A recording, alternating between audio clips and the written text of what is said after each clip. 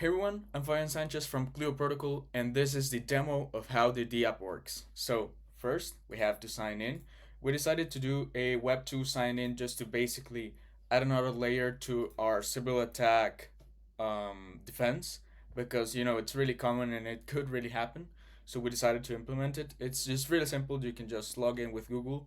We can actually plan to implement it with Apple or Facebook or anything that would make it better for the user.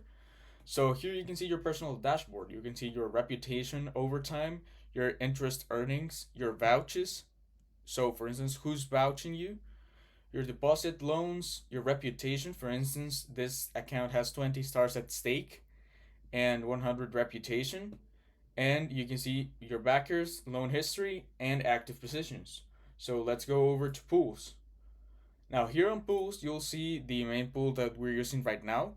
As you can see here, we're on Paseo Asset Hub, and this is the account connected. It has 4,800 tokens.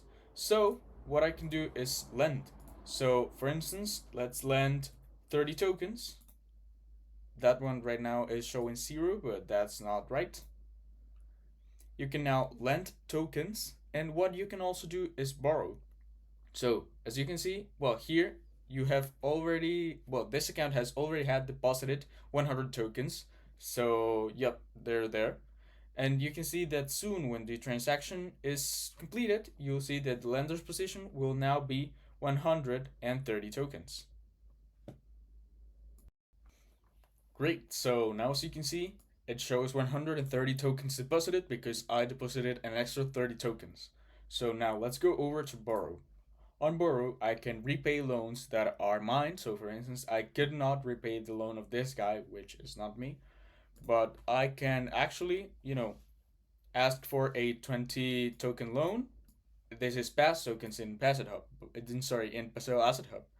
And you can see that I'm a tier 1, so 0 to 50 tokens. I need a minimum of 5 stars. I have 100, and I'll need 1 voucher. So let's request the loan. And now I'll go over to another account to vouch this loan. Great. So now as you can see, I have another account. This one has 190 tokens deposited and it has 102 stars. So what I'll do is basically just back the loan. If I click simulate, well, I'll simulate my APY A5 back, and I'm going to click back, and the stars to stake, I'm going to stake 20 stars. The more stars, the more results, but also more risky. And also a capital percentage, I'll just put 50, although this could be, maybe a percentage depending on the type of voucher you want to do. We know that that could be a good feature. We might try to implement it. So, and here I just click vouch for loan and I sign the transaction. And now let's wait until the loan is vouched.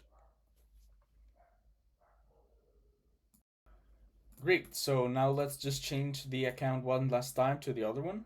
You can see here, and let's reset this. Now we're gonna go here to the pools and borrow, and you can see that the loan is now active. It was this one, and this one, and now, well, you can see that I have my tokens, and I can now repay this loan. So let's just click number 3, which was our loan, and repay the 21 tokens because I have to pay the interest rate too. Let's just repay and wait for it to load. So great, the loan has now successfully repaid and the transaction was successful. So the voucher, got everything back as they did, and also the other account. Remember they had 102 stars. You can see now has 104 stars, so they got 2 stars, and that's basically how the protocol works. The interest rate is based around how many borrowings and lendings there is. So when there's too many borrowings to the entire liquidity, it starts making the interest rates higher just to make sure that it doesn't break and there's like always equality. So it's the first loan, I'm sure it's like 4%, and the next one is like 75, the slope, sorry.